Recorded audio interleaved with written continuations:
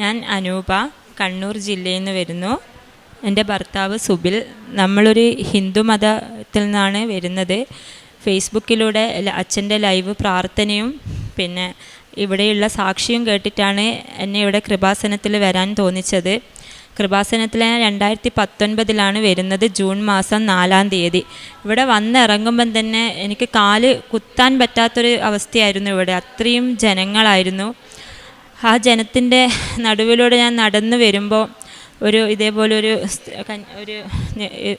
എൻ്റെ കയ്യിലൊരു കൊന്ത തന്ന്, മോളെ നീ ഇതുപോലെ തന്നെ കരഞ്ഞ് ശക്തമായി പ്രാർത്ഥിച്ചോ എന്ന് പറഞ്ഞിട്ട് ഞാൻ ആ കൊന്തയുമായിട്ടാണ് പിന്നെ ഇവിടെ മുന്നിൽ വന്ന് നിന്ന് ഉടമ്പടി എടുത്ത് ഞാൻ നാട്ടിലേക്ക് തിരിച്ചു പോയി. അന്ന് മുതൽ ഞാൻ അമ്മ മാതാവായിട്ട് വളരെ അടുത്ത് പ്രാർത്ഥനയും എൻ്റെ ജീവിതം തന്നെ മാറി. എന്താ പറയുക, മാതാവാണ് എൻ്റെ ജീവിതം എന്നുള്ളൊരു ഇതിലേക്ക് എന്നെ എത്തിച്ചു. ജപമാല ചൊല്ലിയും മെഴുകുതിരി കത്തിച്ച് പ്രാർത്ഥനയും ജീവിതത്തിൽ വളരെ അത്ഭുതം എനിക്ക് ഉണ്ടായിട്ടുണ്ട്.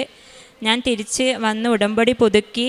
അന്ന് തന്നെ എനിക്കെൻ്റെ ഇവിടെയുള്ള അച്ഛൻ്റെ അനുഗ്രഹം വാങ്ങിക്കാൻ വേണ്ടി പറ്റി. അത് കഴിഞ്ഞ് നാട്ടിൽ പോയി ഒരു 4 മാസം കഴിഞ്ഞപ്പോൾ തന്നെ എൻ്റെ ജീവിതത്തിൽ എനിക്കൊരു പ്രഗ്നൻ്റ് ആണെന്ന് ഞാൻ അറിഞ്ഞ്. എൻ്റെ ഭർത്താവിന് കൗണ്ടിൻ്റെ പ്രശ്നമായിരുന്നു.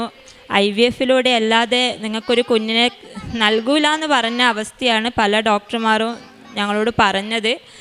അതിൽ നിന്നെല്ലാം ഏറ്റവും അത്ഭുതം പ്രാർത്ഥന തന്നെയാണ്. ജീവിതത്തിൽ പ്രാർത്ഥനയിലൂടെ വന്ന മാറ്റങ്ങളാണ് നമ്മളെ അനുഗ്രഹം. അത്രയും വിശ്വാസത്തോടെ നമ്മൾ പ്രാർത്ഥിച്ചു കഴിഞ്ഞാൽ നമുക്ക് എന്തായാലും നമുക്ക് അമ്മ മാതാവ് അനുഗ്രഹം തന്നിരിക്കും. ഇവിടുന്ന് തരുന്ന തൈലമായിക്കോട്ടെ ഉപ്പായിക്കോട്ടെ അത് നമ്മളെ ജീവിതത്തിൽ വളരെ ഒരു ആത്മവിശ്വാസം തരുന്നതാണ്. ഞാൻ പ്രഗ്നൻ്റായി പ്രസവിക്കുന്നവരെ ഒരു ബുദ്ധിമുട്ടും ഒരു ഡോക്ടർ ഒരു ബ്ലഡ് ടെസ്റ്റ് ആയിക്കോട്ടെ, ഒരു സ്കാനിങ് റിപ്പോർട്ട് ആയിക്കോട്ടെ, ഒരു ബുദ്ധിമുട്ടും എനിക്ക് എൻ്റെ ഇതിൽ തന്നിട്ടില്ല. ഞാൻ എൻ്റെ കയ്യിലെപ്പം ബൈബിൾ വെച്ചിട്ടുള്ള ഒരു യാത്രയാണ് എൻ്റെ ജീവിതം ഉടനീളം ഉണ്ടായിട്ടുള്ളത്. ഞാനൊരു ഹിന്ദു മതത്തിൽ നിന്ന് വന്ന് ഇത്രയും വിശ്വസിക്കണമെങ്കിൽ അത്രയും അനുഭവം എൻ്റെ ജീവിതത്തിൽ ഉണ്ടായിക്കൊണ്ടേയിരിക്കുന്നുണ്ട്. ഒരു വലിയ ആപത്തിന് എന്താ പറയുക, അത്രയും ചുരുക്കിയിട്ടാണ് മാതാവ് തന്നു പോകുന്നത്. അത് നമ്മളെ പ്രാർത്ഥനയാണ്, നമ്മളെ ജീവിതമാണ്. നമ്മളെ ജീവിതം തന്നെ പ്രാർത്ഥനയിൽ എന്തായാലും മാറിയിരിക്കും. നമ്മൾ അടിയുറച്ച് പ്രാർത്ഥിച്ചാൽ മാതാവ് എന്തായാലും നമുക്ക് ആ ഒരു സന്തോഷം തരും.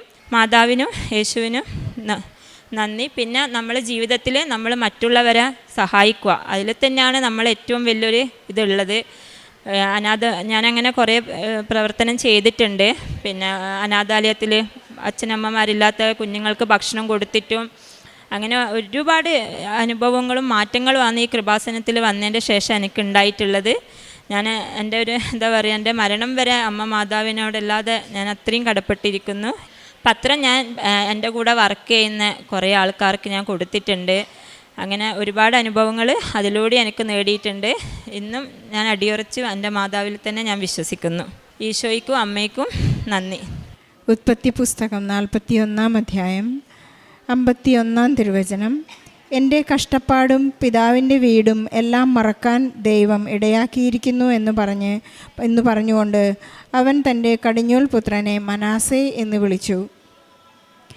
ജോസഫ് ഈജിപ്തുകാരുടെ ജീവിതത്തിൽ നിന്നും വളരെയധികം അടിമത്തത്തിൽ നിന്നുമെല്ലാം ജീവിച്ചുകൊണ്ട് മുന്നേറിയപ്പോൾ വളരെ സങ്കടങ്ങളുടെ കാലത്തിൽ നിന്നും ദൈവം ജോസഫിന് കൊടുത്ത ഒരു വലിയ ദാനമാണ് മനാസെ എന്ന ആദ്യത്തെ പുത്രൻ.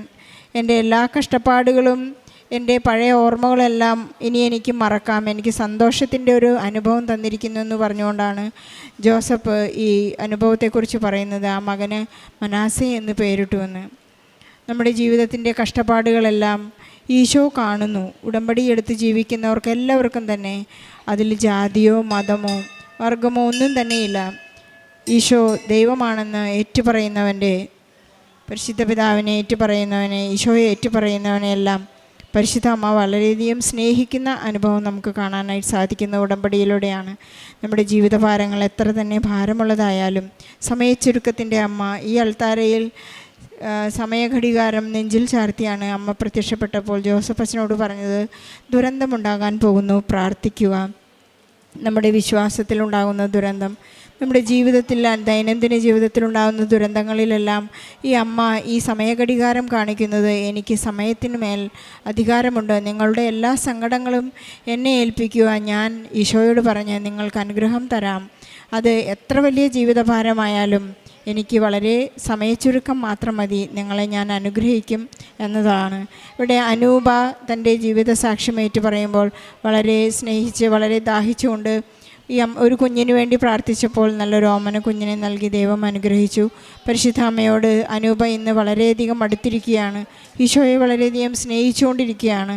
അതിൽ നിന്ന് വേർപ്പെടുത്താൻ ആർക്കും സാധിക്കുകയില്ല. വലിയ വലിയ ജീവിതാനുഭവങ്ങളുടെയും ദൈവസ്നേഹത്തിൻ്റെയും ആഴമുള്ള ഒരു അനുഭവം അനൂപയ്ക്കും കുടുംബത്തിനും ലഭിച്ചിരിക്കുന്നു. നമുക്ക് ഈശോയ്ക്കും പരിശുദ്ധ അമ്മയ്ക്കും നന്ദി പറയാം. കുഞ്ഞുങ്ങളില്ലാത്ത എല്ലാ ദമ്പതിമാരെയും IVF ട്രൈ ചെയ്യാൻ പലരും പറഞ്ഞു ഇവരോട്, കാരണം അതല്ലാതെ നിങ്ങൾക്ക് കുഞ്ഞ് ലഭിക്കുകയില്ല. ഇവരുടെ തന്നെ രക്തത്തിൽ പിറന്ന ഒരു കുഞ്ഞിനെ ദൈവം അവർക്ക് നൽകി അനുഗ്രഹിച്ചു. നമ്മുടെ കുഞ്ഞുങ്ങളില്ലാത്ത എല്ലാ ദമ്പതികളെയും അവരുടെ രക്തത്തിൽ പിറക്കുന്ന കുഞ്ഞുങ്ങളുണ്ടാകാൻ വേണ്ടി നമുക്ക് പ്രാർത്ഥിച്ചുകൊണ്ട് അനൂപയ്ക്കും കുടുംബത്തിനും നൽകിയ എല്ലാ അനുഗ്രഹങ്ങൾക്കും ഈശോയ്ക്കും പരിശുദ്ധ അമ്മയ്ക്കും നല്ലൊരു കൈയടി നൽകി സാക്ഷ്യം നമുക്ക് സമർപ്പിക്കാം. അത്യപൂർവ ദൈവാനുഭവങ്ങൾ ഇനി നിങ്ങൾക്കും സ്വന്തം. ഈ യൂട്യൂബ് ചാനൽ ഇതുവരെ സബ്സ്ക്രൈബ് ചെയ്തിട്ടില്ലെങ്കിൽ ഇപ്പോൾ തന്നെ സബ്സ്ക്രൈബ് ചെയ്യുക. ഈ വീഡിയോ ഇപ്പോൾ തന്നെ നിങ്ങളുടെ സുഹൃത്തുക്കൾക്ക് ഷെയർ ചെയ്തുകൊണ്ട് കർത്താവിൻ്റെ പ്രേക്ഷിതരാകുക.